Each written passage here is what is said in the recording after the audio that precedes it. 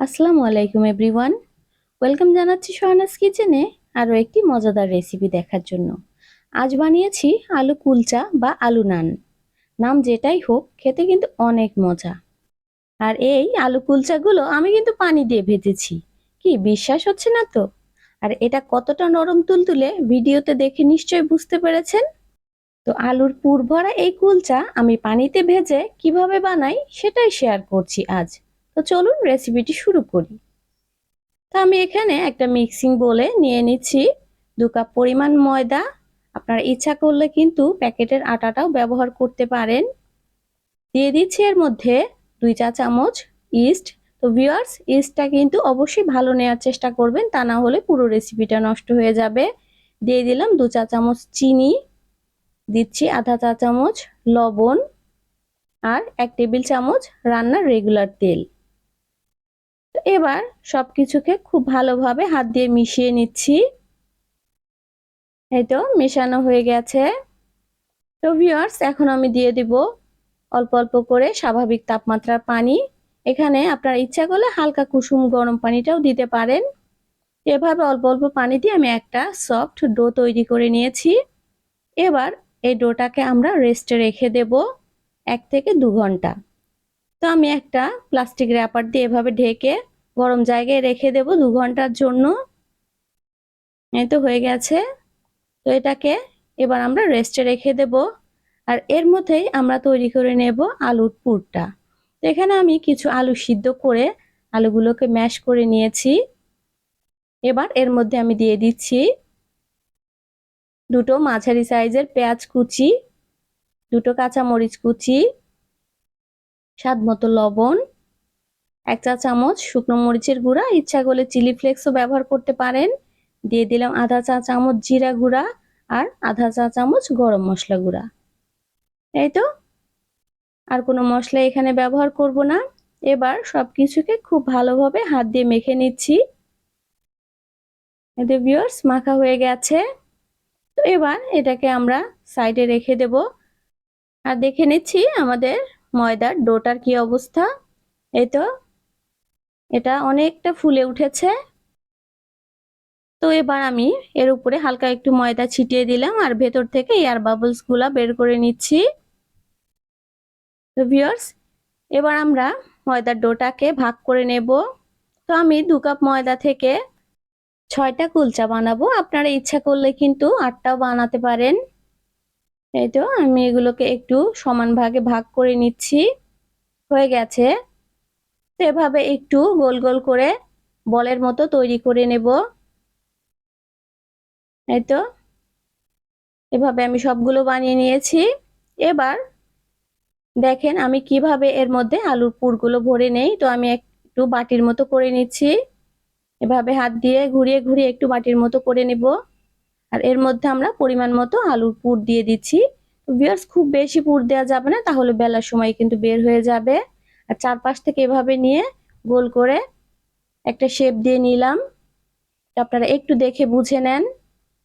এভাবে আমি সবগুলো বানিয়ে নিব। তো ভিউয়ার্স, সবগুলো বানানো হয়ে গেছে। এখন আমি কুলচা বেলে নেব।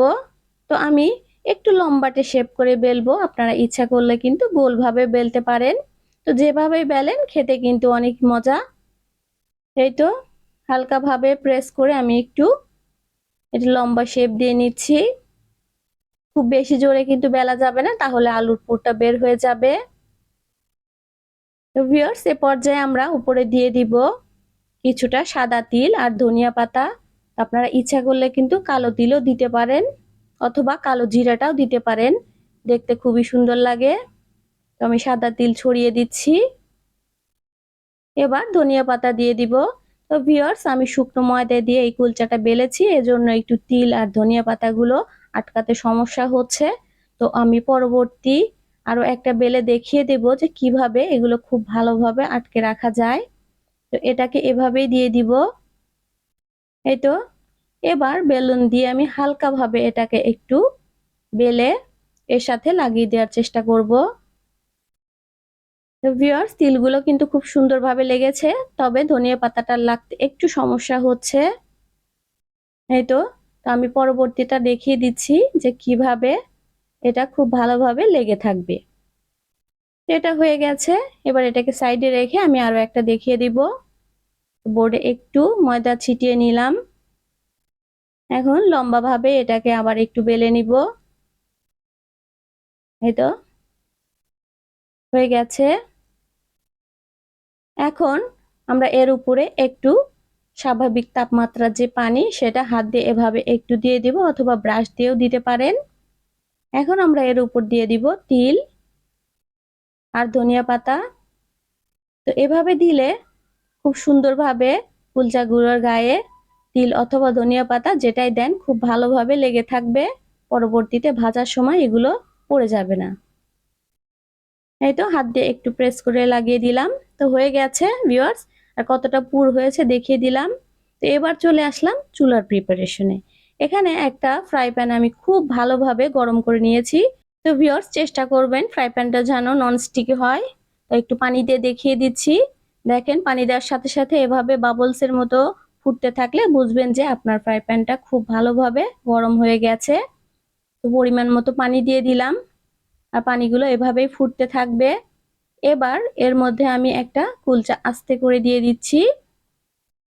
এই তো এবার এটাকে আমরা ঢাকনাতে ঢেকে অপেক্ষা করব 2 থেকে 2.5 মিনিট। আর চুলার আঁচটা থাকবে মিডিয়াম টু লোতে। আর অবশ্যই ঢাকনার ছিদ্রটা বন্ধ করে দিতে হবে। তো আমরা অপেক্ষা করলাম 2 মিনিটের মতো। 2 মিনিট পরে এক পাশটা হয়ে গেছে।